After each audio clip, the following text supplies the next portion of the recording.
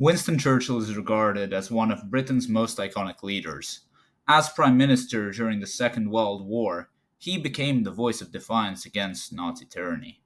For many, Churchill represents the victory in one of the darkest chapters of modern history.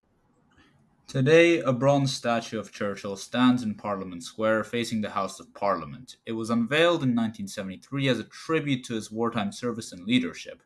Its location is surrounded by other figures in British political history symbolizing his central place in the war, and in recent years it has become a topic for public debate.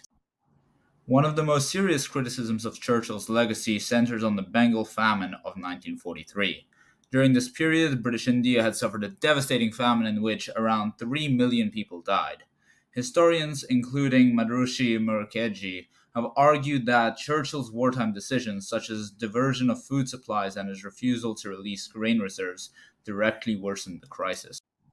Moreover, Churchill's imperial views were not just incidental, they were central to his worldview.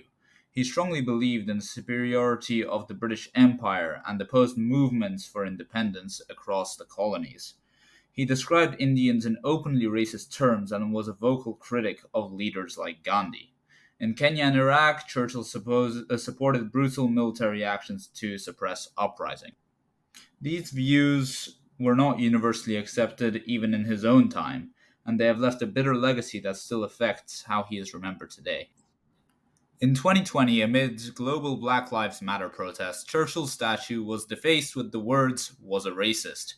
The act sparked a national conversation. Some viewed it as vandalism, and others as a powerful critique.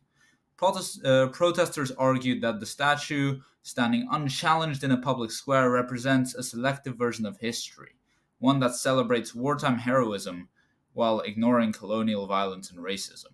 This was not the first or the last time this statue has been defaced, and it goes to show that people still, to this day, want it removed.